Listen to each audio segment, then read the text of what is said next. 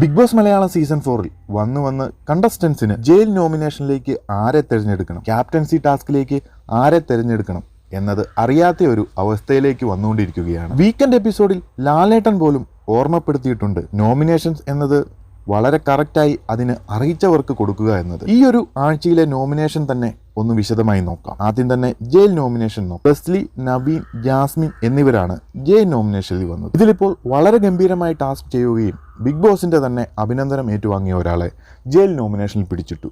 എന്തൊരു വിരോധാഭാസമാണ് ഇതൊക്കെ. അടുത്തത് നവീനും ജാസ്മിനും. ഇതിൽ ജാസ്മിനെ വേണമെങ്കിൽ നമുക്ക് കൺസിഡർ ചെയ്യാം. എന്നാൽ ജയിൽ നോമിനേഷനിൽ വരാൻ അർഹതയുള്ളവർ ഇതിൽ കൂടുതൽ അവിടെ ഇല്ലേ? ലക്ഷ്മിപ്രിയ, സുചിത്ര, മണികണ്ഠൻ, ലിസ്റ്റ് ഇങ്ങനെ നീളുന്നു.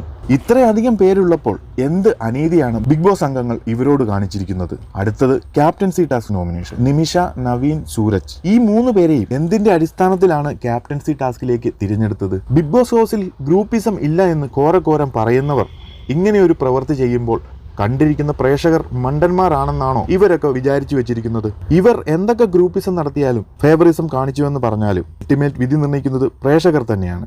ഈ ഒരു ആഴ്ചത്തെ പെർഫോമൻസ് വെച്ച് നോക്കിയാൽ ബ്ലസ്ലി, റോബിൻ, റോൺസൺ എന്നിവരുടെ പേരല്ലേ ക്യാപ്റ്റൻസി ടാസ്കിൽ വരേണ്ടത്? ടാസ്കിൽ കഷ്ടപ്പെട്ടത് ഇവർ, എന്നാൽ അതിനൊരു വിലയുമില്ലാത്ത പോലെയാണ് ഇവിടെ നമ്മൾക്ക് കാണാൻ സാധിക്കുന്നത്.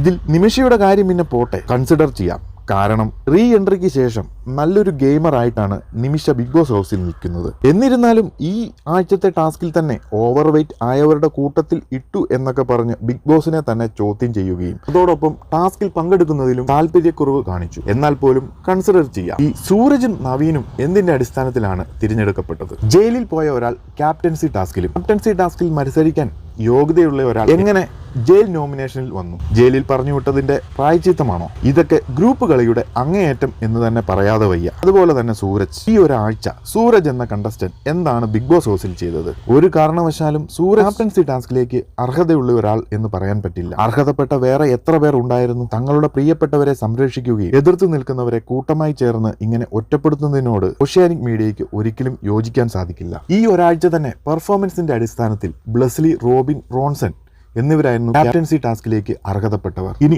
റോൺസൺ നിലവിലത്തെ ക്യാപ്റ്റൻ ആണല്ലോ എന്നൊക്കെ ഉണ്ടെങ്കിൽ അവിടേക്ക് ധന്യെ റീപ്ലേസ് ചെയ്യാമായിരുന്നു. ടാസ്കിൽ ഹെൽത്ത് ഇൻസ്പെക്ടറായി നല്ല രീതിയിൽ പെർഫോം ചെയ്ത ഒരു കണ്ടസ്റ്റന്റ് ആണ്. വേണമെങ്കിൽ നിമിഷയും ആ ഒരു സ്ഥാനത്ത് ഓപ്ഷണലായി ഇടാം. എന്നാൽ ഈ പറഞ്ഞവരൊന്നും തന്നെ നോമിനേഷനിലേക്ക് വന്നില്ല എന്നതാണ് ആശ്ചര്യപ്പെടുത്തുന്നത്. തങ്ങളുടെ ഗ്രൂപ്പിൽ ഉള്ളവർ അല്ലെങ്കിൽ തങ്ങളുടെ കൂടെ നിൽക്കുന്നവർ എന്നതാണോ നിലവിലെ ക്യാപ്റ്റൻസി ടാസ്കിലേക്കുള്ള യോഗ്യത? തികച്ചും അനീതി എന്ന് തന്നെ പറയാം. ഇന്നത്തെ വീക്കെൻഡ് എപ്പിസോഡിൽ ലാലേട്ടൻ വരുമ്പോൾ വളരെ ശക്തമായി തന്നെ എല്ലാവരോടും ഇതിനെക്കുറിച്ച് ചോദിക്കുമെന്ന് പ്രതീക്ഷിക്കാം.